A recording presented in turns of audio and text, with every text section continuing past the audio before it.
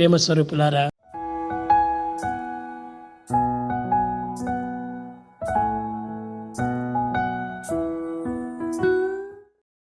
He says, have a sense of humor. So have a sense of humor. The work that you do it. Don't take life seriously, but don't take yourself so seriously. You're here. This world has been created for you. You know, we think that religiosity, spirituality, somber face, not even a slightest joke. Swami denies this. Let me tell you a few instances where the joke has been on me. Kasturiji once came to my room. Prashanti Nilayam said, Swami is calling you. Come. I said, I have not had my tea as yet. It was morning, 7 o'clock. Well, I mean, I put on my thing and I went, stupid me, said I didn't have tea as yet. Swami was calling me. And Swami said, come, sit in the car. Swami sometimes goes around the villages in the car. Early morning, he picks up 3 or 4 people and he goes with them. He stopped at one village when a woman came to him with a hot glass of milk. Says, Swami, drink it. Swami put his finger inside and said, no. If you don't drink it, you give it to somebody else. Give it to this man. I was sitting in front. Raja Reddy was driving in the front. And Swami was at the back. Said, give it to this man. Swami had put his finger inside. I had had my cup of tea early morning, so I drank it with great pleasure. We went to the second village. Same thing repeated. Came with a glass of milk, a slightly larger glass. In Andhra, there are sometimes big glasses. Swami says, no. Swami, if you don't drink it, give it to your party members. Give it to that man. So I took it again. We went to the third village. Can you believe it? The same thing repeated. Now give it to that man. 3 glasses of hot milk. I turned around and said, Swami, if you will excuse me, I will spoil your car now. Any more milk? I'm sorry. I can't. But tumne tea nahi liya na? You didn't take tea in the morning. See, this is how Swami teaches us. Another story, let me tell you. When my mother was here in Prashanti Nilayam, Swami called her for an interview. I was also called, and he told Mother, I'm coming to Bombay within a month. I will come to your house for tea. The way he says this, Swami says, I'll come for tea. So I'm sorry, it's something, it struck a humorous vein in me or something. So I sort of slightly cuckolded, and Mother also smiled. Why are you smiling? She said, I have heard you say this for the last 3 years, Swami, that you will come for tea. Well, you have not come. Hold out your hand. So she held out. What is that? Promise. This is my solemn promise. I'm coming to your house for tea. Mother was very excited. Now, Mother stays separately, I stay separately.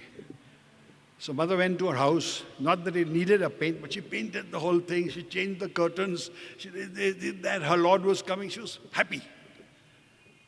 Well, Swami came. One Wednesday morning, Swami tells Indulal Shah to sit in the car. He tells me to sit in the car. Swami stays on top of a hill there. And he says, take me to your house. So I turned around, I said, Swami, see, every time he comes, Swami wants certain protocols to be followed. I normally invite him, that please come to my house. This time I did not invite him for the simple reason that he had told Mother, and I thought it would be extremely selfish for me to again tell him to come to my house. So I didn't say anything. Take me to your house. So I said, Swami, you told Mother that you are going to her house. Take me to your house. So I was stupid. I said, Swami, but you said Mother's house. You don't want to take me to your house? Now, how do you answer this question? But when Swami gives you a problem, he will give you a solution. Swami said this on top of the hill. He went downstairs.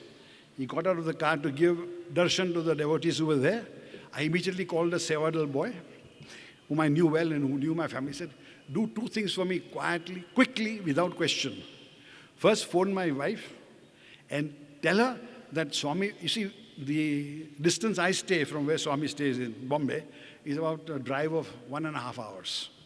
I said, in another 1 hour, Swami will be coming at our house. When Swami comes, we are ready. So I knew that she would be ready. It was not an imposition on her, though she was not expecting him. And number two, I said, phone up my mother and tell her to hot-foot it quickly to my house. Don't ask questions. Say, I have said so. Go quickly to my house. So Dalal, Pramod Dalal, of course, he's poor man, no more. So Pramod phones up my wife, phones up my mother. And then Swami, to give us time, goes to somebody's house in between, spends some 10 minutes there, then he goes to my house. He enters my house, sees my mother sitting there, along with all my relatives. Abba, what a selfish son you have got. He has brought me to his house. I should have come to your house. All my relatives, because in mother's house, they felt that they were a little more freer with Swami than they would be in my house, because I impose a little discipline on them regarding Swami. Abba, look at this, what a son you have got. All my sisters and all were glaring at me. Mother and father were laughing, smiling away. Swami didn't say anything.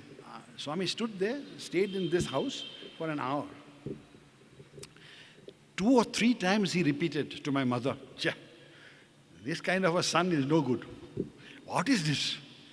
So mother smiled. Swami, can Keki or anyone take you anywhere where you don't want to go? Is it possible? Your wish. Good girl, good girl, good girl. And he went away.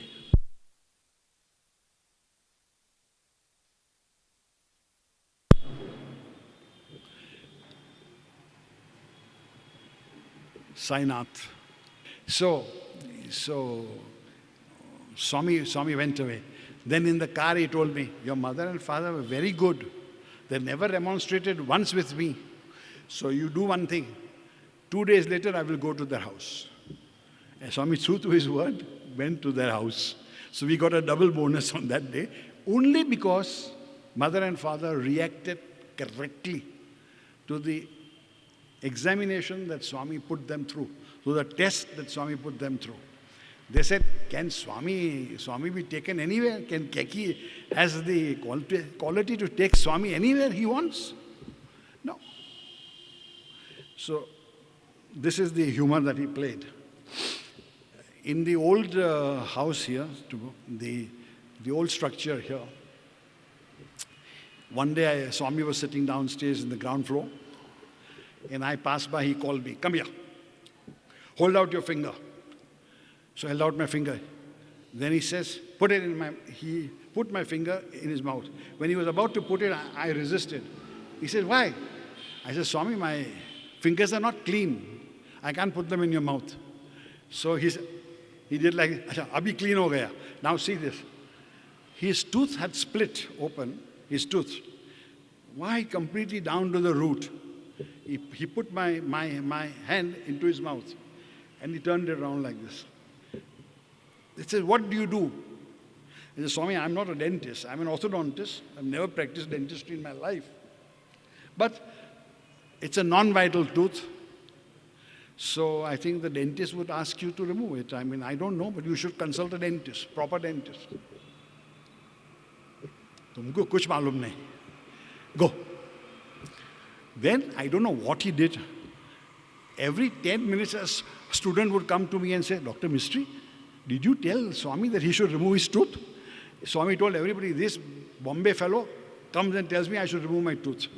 Which is not correct. But he put me. All the students used to come to me and say, did you tell Swami that to remove his tooth? No, I did not tell Swami to remove his tooth.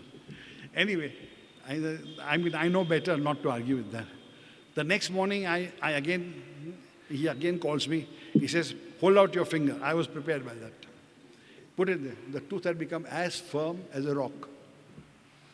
The split was gone. Dekho, tum doctor log ko kuch malum nahi. You doctors don't know anything. I said, Swami, you are the doctor of doctors. What can I say? I can't say anything. I saw the tooth absolutely split down to the root. Non-vital. Yeah. You know what I mean?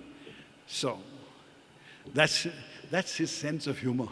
When he jokes around with us like this, Should we not enjoy the world that He has given us in the right spirit and the right attitude?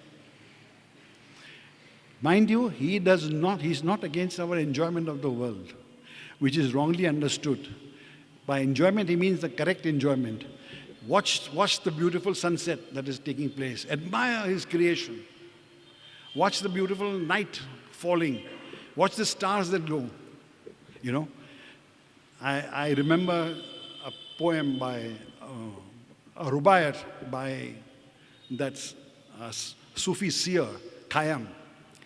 His first sentence, awake for morning at the break of dawn, has flung the stones that put the stars to flight.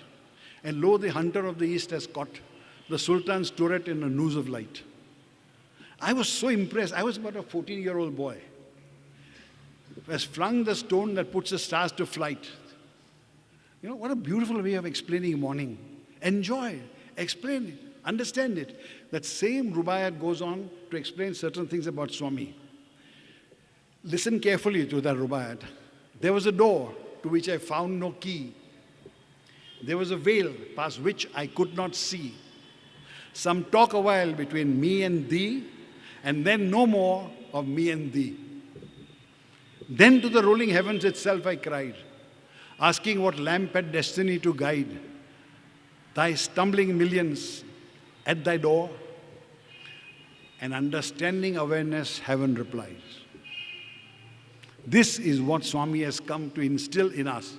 An understanding, not only an awareness, of us, an understanding awareness of why are we here? What are we doing? What is meant by us to do?